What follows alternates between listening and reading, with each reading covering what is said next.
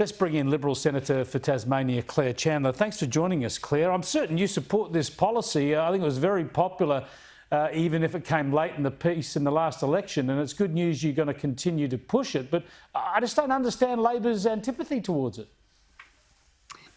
Thanks so much for having me on the show, Chris. And look, I think Labor's unwillingness to engage with this policy is indicative of much of what we heard on Tuesday night from Treasurer Jim Chalmers, in that they don't really understand the issues that are facing Australians and how to solve them.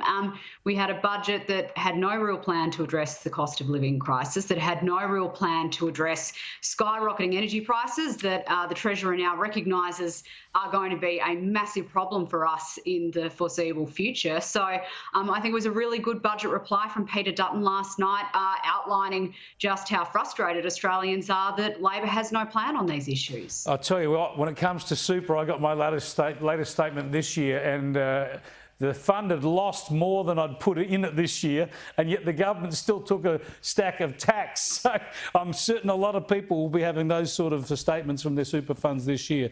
So a lot of issues there to sort out in these economic times.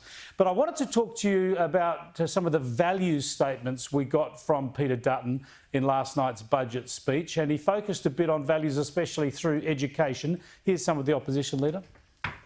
In our school curriculum, it's important to include studies of the environment and many other social policies, but the system has allowed ideologically driven advocates too much influence over what is taught to our children. Now, Claire, I reckon this is really important stuff. He talked about the toxic influence of radical gender theory in our schools and universities and the like. How are you going to shape some policy detail around these values? Well, I think that's a process that we'll be going through over the next few years, Chris, so that we're in a position to take good policies to the next federal election and ensure that Australians know what we stand for. But I think we saw some really good signposting of what we stand for in the budget reply from Peter Dutton last night. We have known for years now that education standards in this country are slipping. We need our schools to get back to the basics of reading, writing and arithmetic instead of getting caught up in things like radical gender ideology. Yeah, obviously we've got to get rid of those sort of ideologies out of the schools. That's one of the things you have to do. But the other thing is just a general framing of our history, isn't it? How can you change curriculum around the country? I know there's a national curriculum, but of course the states have a lot of control too. Don't we need to learn a better story about our history, learn about the things in this country that we should all be proud of, rather than the black armband that we get all the time? Absolutely. I think a really fulsome education around our nation's history is really important for our young kids. And in talking about the education basics, and I mentioned reading, writing and arithmetic just now, I think one of the other really important things we need to ensure is that our kids are becoming critical thinkers, are learning multiple perspectives on issues and are being empowered to make up their own mind about the way that they see the world. That doesn't happen when kids are only getting one certain perspective, whatever that perspective is in the classroom. So we really need to make sure, like I say, that we are providing our children with a fulsome education so that they can figure out their own views on how they see the world.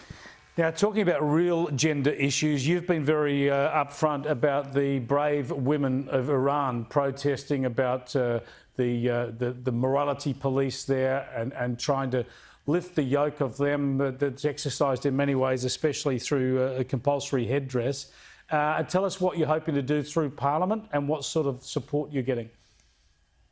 Well, Chris, yesterday in the Senate, I moved a motion to establish a Senate inquiry that I will chair as on the Foreign Affairs, Defence and Trade Committee, looking at the human rights implications of the recent violence in Iran, like we've seen with, as you mentioned there, the tragic death of Mahsa Amini in police custody. And I think Australians, and particularly the Iranian community within Australia, really want to see some tangible action after these tragic events in Iran, and really want to know that the government is listening to their concerns. So I think that this committee will have a really great opportunity to hear those concerns, talk to the experts, understand what possible actions are available to government, what actions have been taken so far, what actions could be taken into the future. So I think this is a really valuable way of listening to those concerns within the Australian community, of course, and specifically within our Iranian community here, which, as I've heard significantly over the last 6 weeks since I first started talking about these issues and since the protests kicked off in Iran, they're really concerned. Yeah, they're very, very brave women and men protesting in Iran. They need to know the rest of the world supports them in this way. Thanks for joining us, Senator. Thanks very much, Chris. Senator Claire Chandler there, Liberal Senator for Tasmania.